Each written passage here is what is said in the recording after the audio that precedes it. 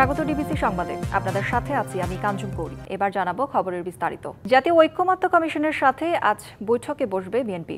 জাতীয় সংসদ ভবনের এলডি হলের সম্মেলন কক্ষে সকাল 10:30টায় বৈঠকটি শুরু হবার কথা রয়েছে। বিএনপির স্থায়ী কমিটির সদস্য ব্যারিস্টার জমির উদ্দিন সরকারের নেতৃত্বে 5 সদস্যের একটি প্রতিনিধি দল বৈঠক করবেন।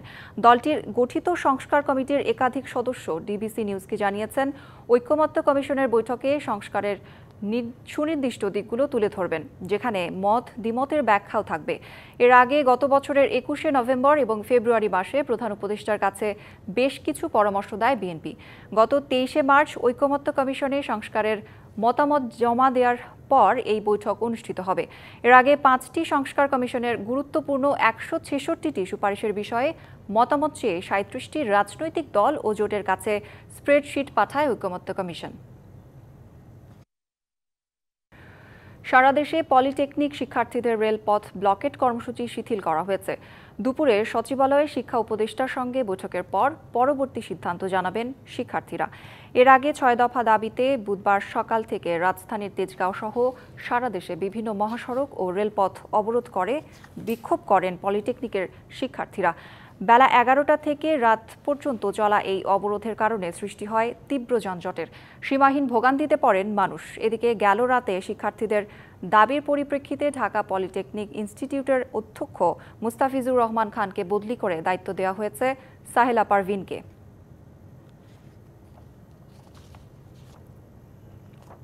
মুজিবনগর সরকারের নাম পরিবর্তনের কোনো ইচ্ছা এ সরকারের নেই।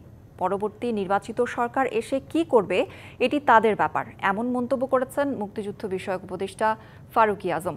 তিনি আরও বলেন, ইতিহাসের ওপর কোনো কিছু আরোপ করা যায় না। ভোরে মেহেরপুরের মুজিবনগর দিবস উপলক্ষে স্মৃতিসৌধে জাতীয় পতাকা উত্তোলন করেন উপদেষ্টা। গার্ড অব অনার শেষে স্মৃতিসৌধে পুষ্পার্ঘ্য অর্পণের পর সাংবাদিকদের কথা বলেন। তিনি আরও বলেন, মুজিবনগর সরকার প্রবাসী কিংবা অস্থায়ী নয়, সেই সরকারের নেতৃত্বেই বাংলাদেশ স্বাধীন হয়। তার ইতিহাস নিজস্ব জায়গায় গৌরবোজ্জ্বল অবস্থানে থাকবে। এ সময় ভাঙচুর করা মুক্তিযুদ্ধ বিষয়ক ভাস্কর্যগুলো স্থাপনের উদ্যোগের কথাও জানান তিনি।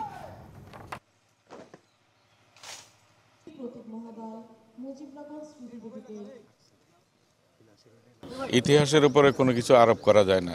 ইতিহাস ইতিহাসেই, এটা অমলিন থাক। আমরা চিরকাল যেন এই শ্রদ্ধা ভালোবাসায় সবাই যেন এটাকে বরণ করতে পারি, এটাকে উদযাপন করতে পারি। অমোচনীয় জাতির ইতিহাস এটা অনির্বাণ থাকবে। আজ পররাষ্ট্র উপদেষ্টার সঙ্গে বৈঠক করবেন বাংলাদেশ সফররত মার্কিন প্রতিনিধি দল। এছাড়া পাকিস্তানের পররাষ্ট্র সচিব আমনা বালুচের সঙ্গে অনুষ্ঠিত হবে বাংলাদেশ পাকিস্তান পররাষ্ট্র দপ্তর পরামর্শ বা FOC বৈঠক। 3 দিনের সফরে বুধবার ঢাকায় আসেন যুক্তরাষ্ট্রের দক্ষিণ ও মধ্য এশিয়া বিষয়ক উপসহকারী পররাষ্ট্রমন্ত্রী নিকোল চুলিক এবং পূর্ব এশিয়া ও প্রশান্ত মহাসাগরীয় অঞ্চল বিষয়ক উপসহকারী পররাষ্ট্রমন্ত্রী অ্যান্ড্রু হেরাপ। আজ পররাষ্ট্র উপদেষ্টা মোহাম্মদ তৌহিদ হোসেন, জাতীয় নিরাপত্তা উপদেষ্টা খলিলুর রহমান এবং অন্যান্য ঊর্ধ্বতন সরকারি প্রতিনিধিদের সঙ্গে তারা দেখা করবেন। এসব বৈঠকে বাংলাদেশের সংস্কার প্রক্রিয়া এবং গণতান্ত্রিক উত্তরণ, রোহিঙ্গা সংকট এবং মিয়ানমারের পরিস্থিতি নিয়ে আলোচনা হবে। এছাড়া বাংলাদেশে সফররত পাকিস্তানের পররাষ্ট্র সচিব আমনা বালুচ রাষ্ট্রীয় অতিথি ভবন পদ্মায় যোগ দেবেন পররাষ্ট্র দপ্তর পরামর্শ বা FOC শীর্ষক বৈঠকে। এই বৈঠকে বাংলাদেশের পক্ষ থেকে নেতৃত্ব দেবেন পররাষ্ট্র সচিব মোহাম্মদ জসিমউদ্দিন। বাংলাদেশে সফররত পাকিস্তানের পররাষ্ট্র সচিব আমনা বালুচ রাষ্ট্রীয় অতিথি ভবন পদ্মায় যোগ দিচ্ছেন পররাষ্ট্র দপ্তর পরামর্শ বা FOC শীর্ষক বৈঠকে। এই বৈঠকে বাংলাদেশের পক্ষে নেতৃত্ব দিচ্ছেন পররাষ্ট্র সচিব জসিমউদ্দিন। এ নিয়ে বিস্তারিত জানাতে যুক্ত হচ্ছেন সহকর্মী হাসিব পান্থ। হাসিব, বৈঠকের অগ্রগতি কি দেখছেন এবং সবশেষ কি তথ্য আপনার কাছে আছে জানাবেন। কাঞ্চন, আমি এই মুহূর্তে অবস্থান করছি রাষ্ট্রীয় অতিথি ভবন পদ্মাতে, যেখানে একটু জানিয়ে দিই, এখন পর্যন্ত কিন্তু আসলে পাকিস্তানের যিনি পররাষ্ট্র সচিব তিনি আসেননি। তবে দীর্ঘ 15 বছর পর বাংলাদেশের সাথে পাকিস্তানের কিন্তু একটি পররাষ্ট্র সচিবের বৈঠক চলতে যাচ্ছে, এই ঠিক আজকেই। প্রসঙ্গত কারণে জানিয়ে রাখি, প্রায় ১৫ বছর আগে সর্বশেষ কিন্তু এই এফওসি ফরেন অফিস কনসালটেন্ট এই বৈঠকটি হয়েছিল ইসলামাবাদে। পরবর্তীতে কিন্তু ২০১২ সালে এই পাকিস্তানের সর্বশেষ পররাষ্ট্রমন্ত্রী এসেছিলেন বাংলাদেশে প্রায়। তবে এফওসি যে বৈঠকটি, সেই বৈঠকটি কিন্তু ১৫ বছর পর আজ ঢাকাতে অনুষ্ঠিত হতে যাচ্ছে দুটি দেশের জট খোলা সম্পর্ককে এগিয়ে নেওয়ার জন্য।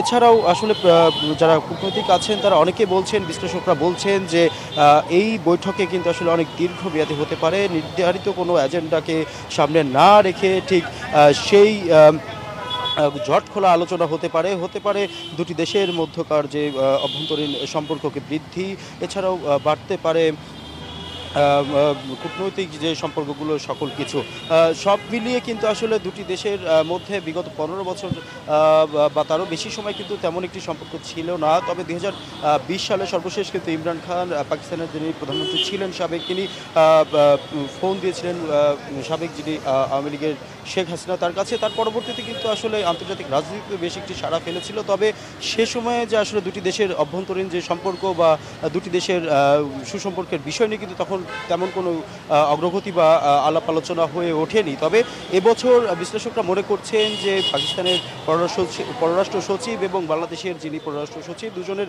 বৈঠকের মাধ্যমে হতে পারে দুটি দেশের অভ্যন্তরীণ সুসম্পর্ক এবং এগিয়ে যেতে পারে অভ্যন্তরীণ রাজনৈতিক থেকে শুরু করে ব্যবসা বাণিজ্য থেকে শুরু করে সমস্ত কিছু। সর্বশেষ আমরা এখন পর্যন্ত কিন্তু আমরা বালুচ তিনি আসেননি, তবে তিনি আসলেই পরবর্তী খবরের সংযোগে আমরা জানাবো আরও বিস্তারিত। হাসিব, ধন্যবাদ আপনাকে। বহুল আলোচিত আয়নাঘর নিয়ে বিশেষ প্রতিবেদন তৈরি করেছে ব্রিটিশ সংবাদ মাধ্যম বিবিসি। আয়নাঘরে বন্দী থাকা ৬ জনের সাক্ষাৎকারে উঠে এসেছে শতাধিক ওইসব গোপন বন্দিশালার তথ্য। এসব বন্দিশালায় বৈদ্যুতিক শক, নির্যাতন, রাতভর জেরা চালানো হতো। এই গোপন বন্দিশালাগুলোর মাধ্যমে রাজনীতি, মতাদর্শ ও স্বাধীন মত প্রকাশের বিরুদ্ধে নিপীড়ন চালানো হয়েছে বলে অভিযোগ উঠেছে। বুধবার প্রকাশিত এক প্রতিবেদনে বিবিসি বলেছে, এই কারাগারের অবস্থান ছিল এমন জায়গায় যেটি রাজধানীর আন্তর্জাতিক বিমানবন্দর থেকে মাত্র কিছু দূরে, যেখানে উড়োজাহাজ অবতরণের শব্দ বন্দীদের স্মৃতিতে গেঁথে ছিল। সেই শব্দই ছিল তাদের পথ নির্দেশক। তদন্তকারীরা বলছেন, দেশে এমন গোপন বন্দিশালার সংখ্যা শতাধিক, যা ছিল একটি পরিকল্পিত ও কাঠামোগত নিপীড়ন ব্যবস্থা। এসব গোপন কক্ষে নির্যাতন করার অভিযোগে এখন পর্যন্ত ১২২ জনের বিরুদ্ধে গ্রেপ্তারি পরোয়ানা জারি হয়েছে। তবে কাউকে এখনও গ্রেপ্তার করা হয়নি। বসবাস এবং ফেরত পাঠানোর জন্য নিরাপদ আখ্যা দিয়ে ৭টি দেশের তালিকা প্রকাশ করেছে ইউরোপীয় ইউনিয়ন। বুধবার প্রকাশিত এই তালিকায় রয়েছে বাংলাদেশের নামও। তালিকায় থাকা অন্য দেশগুলো হলো কসোভো, কলম্বিয়া, মিশর, ভারত, মরক্কো ও তিউনিসিয়া। এই দেশগুলোকে নিরাপদ ঘোষণা করায় এখন থেকে এসব দেশের নাগরিকদের ইউরোপীয় ইউনিয়নের দেশগুলোতে আশ্রয় পাওয়াও কঠিন হবে। ইইউর অভিবাসন বিষয়ক কমিশনার ম্যাগনার ব্রুনার বলেন, আশ্রয়ের আবেদনের নিষ্পত্তির ক্ষেত্রে উল্লেখযোগ্য জটের মুখে পড়ছে অনেক সদস্য দেশ। তাই এমন ঘোষণায় আশ্রয়ের বিষয়ে দ্রুত সিদ্ধান্ত নেওয়ার প্রক্রিয়াও সহজ ও দ্রুত হবে। এর আগে ২০১৫ সালে একই ধরনের তালিকা উত্থাপন করেছিল ইউরোপীয় কমিশন। তবে ইইউর সদস্য প্রার্থী দেশ তুরস্ককে এ তালিকায় রাখা হবে কিনা তা নিয়ে তীব্র বিতর্কের পর ওই পরিকল্পনা বাদ দেওয়া হয়। দখলদারের আগুনে প্রতি বছরই ছাই হচ্ছে টাঙ্গাইলের মধুপুর গড়ের সংরক্ষিত বনের গাছ ও জীববৈচিত্র্য। অভিযোগ আছে, বন কর্মকর্তাদের যোগসাজশেই লাগানো হয় আগুন। এরপর উজাড় করা বনভূমিতে চলে চাষাবাদ, নির্মাণ করা হয় বসতভিটা। এ বিষয়ে বিভাগীয় বন কর্মকর্তা ব্যবস্থা নেওয়ার আশ্বাস দিলেও ক্যামেরায় কথা বলতে রাজি না রেঞ্জ কর্মকর্তারা। পরিবেশ বিশেষজ্ঞরা বলছেন, কার্যকর ব্যবস্থা না নেয়ায় অস্তিত্ব সংকটে শালগজারির বন। টাঙ্গাইলের মধুপুর, ঘাটাইল, সখীপুর ও মির্জাপুরের বনভূমিতে দুর্বৃত্তের দেয়া আগুনে দিনরাত পুড়ছে বৃক্ষরাজি, গুল্মলতা ও প্রাণীরা। ছাই হচ্ছে ঢাকার ফুসফুস খ্যাত মধুপুর গড়ের সংরক্ষিত বন।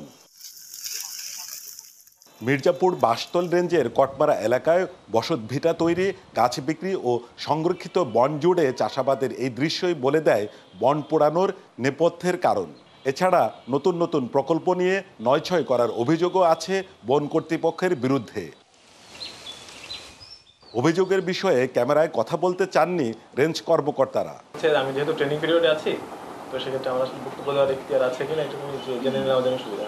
বক্তব্য দেওয়া হচ্ছে ডিএফও স্যারকে ডিঙিয়ে আসলে বিটে বসে বক্তব্য দেওয়াটা আমার জন্য হচ্ছে সেন্সিটিভ আর কি। আপনার যা ইচ্ছা আপনি তার লিখে দেন, আমার কোনো বক্তব্য নাই। এখানে কোনো বক্তব্য নাই, আমি তো বললাম আমার কোনো বক্তব্য নাই। পরিবেশ বিশেষজ্ঞরা বলছেন শালগজারির এই বন ও বনের জীববৈচিত্র্য হুমকির মুখে থাকলেও সংরক্ষণের কার্যকর উদ্যোগ নেই সরকারের। এই বনগুলোকে পরিকল্পিতভাবে ধ্বংস করার জন্য কিছু দুর্বৃত্ত এই কাজগুলো করে থাকে। এই দুর্বৃত্তায়নের সাথে বন বিভাগের এবং বিভিন্ন বিভাগের লোকজনও জড়িত। সম্মিলিতভাবে আমাদের বন রক্ষার কাজে অবশ্যই আসতে হবে। আগুনের ঘটনায় জড়িতদের বিরুদ্ধে ব্যবস্থা নেওয়ার আশ্বাস বিভাগীয় বন কর্মকর্তার। এগুলোর সাথে আমরা এখন পর্যন্ত আমাদের বনকর্মীদের কোনো যোগসাজশ আমরা দেখিনি, তবে এখনও আমাদের তদন্তধীন কয়েকটি জায়গা আছে যেগুলো আমরা তদন্ত প্রক্রিয়ার মধ্যে আছে। যদি আমরা আমাদের বনকর্মীদের সরাসরি যোগসাজশ পাই, আমরা তাদের বিরুদ্ধে ব্যবস্থা নিব। টাঙ্গাইলে 1,23,876 একর বনভূমির মধ্যে বেদখল 58,774 acre. Sohel Talukdar, DBC news, Tangail.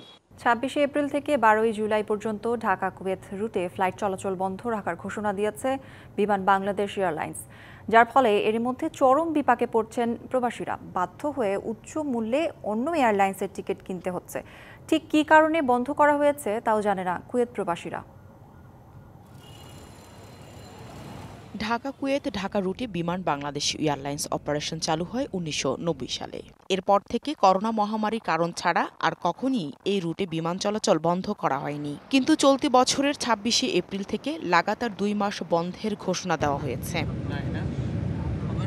এর ফলে উচ্চ মূল্য দিয়ে টিকিট ক্রয় করে বিভিন্ন দেশে ট্রানজিট করে দেশে ফিরতে হবে প্রবাসীদের। এতে করে একদিকে ভোগান্তিতে পড়ছে ছুটিতে যাওয়া প্রবাসীরা, অন্যদিকে দেশ হারাচ্ছে বৈদেশিক মুদ্রা। তার পাশাপাশি দেখা দিচ্ছে বিরূপ প্রতিক্রিয়া। বিভিন্ন ফ্লাইট অনেক রেট দাম বেশি থেকে আমরা যেতে পারছি না। বাংলাদেশ বিমান একটু রেট কম করতে গিয়ে আমাদের জন্য একটু ভালো হতেছে। আমরা চাই যে বাংলাদেশ বিমান কুয়েতের ফ্লাইট চালু রাখা হোক। বিমান বাংলাদেশের ফ্লাইট বন্ধ ঘোষণা করায় অন্যান্য বিমান সংস্থাগুলোর টিকিটের উচ্চ মূল্যের কারণে বাধ্য হয়ে নিম্ন আয়ের প্রবাসীরা বাতিল করছে দেশে যাওয়া। আমি আমার দেশের বিমান আমি ইউজ করতে পারি না, হয় আমি জেজিরাতে যাইতে হয়, না হয় কুয়েতিয়া যাইতে হয়, না হয় শ্রীলঙ্কায় যাইতে হয়, না হয় ইমারাতে যাইতে হয়। ঈদের দিন পর্যন্ত কোনো ফ্লাইট নাই বিমান বাংলাদেশে। কুয়েত ঢাকা কুয়েত রুটে বিমান বাংলাদেশ ছাড়াও Kuwait Airways, Jazeera Airlines flight পরিচালনা করছে। বিমানের শিডিউল বাতিল হওয়ায় হু হু করে বেড়ে যাচ্ছে টিকিটের দাম। বিমান যে লাভটা করতো বাংলাদেশের রেমিটেন্সটা পাইতে এই পাওয়াটাই কিন্তু এখন কুয়েতে নিতেছে, ইমারাতে নিতেছে, গালকারে নিতেছে, জাজিরা নিতেছে, অন্যান্য এয়ারলাইন্স নিয়ে নিতেছে। ঈদের আগে যারা যেতে চাচ্ছে ঈদ করার জন্য ফ্যামিলির সাথে, তারা তো এখন যেতে পারছে না, কারণ বর্তমান এপ্রিল মাসের 27 তারিখের পরে আর বাংলাদেশ বিমান এখন ঈদের আগে আর কোনো ফ্লাইট নেই। ক্যামেরার সামনে কথা বলতে রাজি না হলেও বিমানের কান্ট্রি ম্যানেজার জানান শিডিউলের বিষয়ে তার কিছু করণীয় নেই।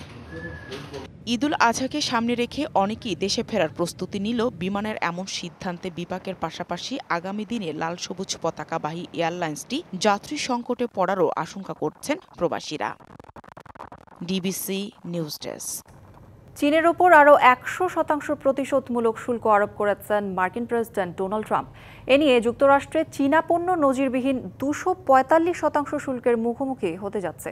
চীনে মার্কিন পণ্যের শুল্ক বাড়িয়ে 125% করায় পাল্টা ব্যবস্থা হিসেবে এই পদক্ষেপ নিলেন ট্রাম্প। নতুন করে শুল্ক ঘোষণার পর মার্কিন প্রেসিডেন্ট বলেন, বল এখন চীনের কোর্টে। যে কোনো আলোচনায় চীনকেই প্রথম পদক্ষেপ নিতে হবে। বিশ্বের 2 বৃহত্তম অর্থনীতির দেশের মধ্যে তুমুল এই শুল্ক যুদ্ধে বিশ্বজুড়ে মন্দার আশঙ্কা করছেন বিশ্লেষকরা। বিশ্ব বাণিজ্য সংস্থার মতে বাণিজ্য উত্তেজনা ও ক্রমবর্ধমান অনিশ্চয়তার কারণে চলতি বছর বৈশ্বিক প্রবৃদ্ধি 2.3% নেমে যেতে পারে। চলতি সপ্তাহে ইতালি ও ভারত সফরে যাচ্ছেন মার্কিন ভাইস প্রেসিডেন্ট জেডি ভ্যান্স। ইতালিতে স্টারের আগে পবিত্র সপ্তাহ হলি উইক পালনের পর তারা ভারতে যাবেন বলে সিবিএস নিউজকে জানিয়েছেন জেডি ভ্যান্সের মুখপাত্র। ভ্যান্স তার স্ত্রী উষা ভ্যান্স ও 3 সন্তানকেও এই সফরে নিয়ে যাবেন বলে ধারণা করা হচ্ছে। ইতালি প্রধানমন্ত্রী জর্জিয়া মেলোনির সঙ্গে সাক্ষাৎ করবেন মার্কিন ভাইস প্রেসিডেন্ট। এরপর দেখা করবেন ভ্যাটিকানের সেক্রেটারি অফ স্টেট কার্ডিনাল পিওত্রো প্যারোলিনের সঙ্গে ইস্টার সানডের আগে নানা অনুষ্ঠানে অংশ নেবেন জেডি ও উষা ভ্যান্স। তবে পোপ ফ্রান্সিসের সঙ্গে জেডি ভ্যান্স সাক্ষাৎ করবেন কিনা তা স্পষ্ট জানা যায়নি। ইতালি সফর শেষে 21 থেকে 24 এপ্রিল ভারতে যাবেন ভ্যান্স। দ্বিপক্ষীয় বৈঠক করবেন প্রধানমন্ত্রী নরেন্দ্র মোদীর সঙ্গে।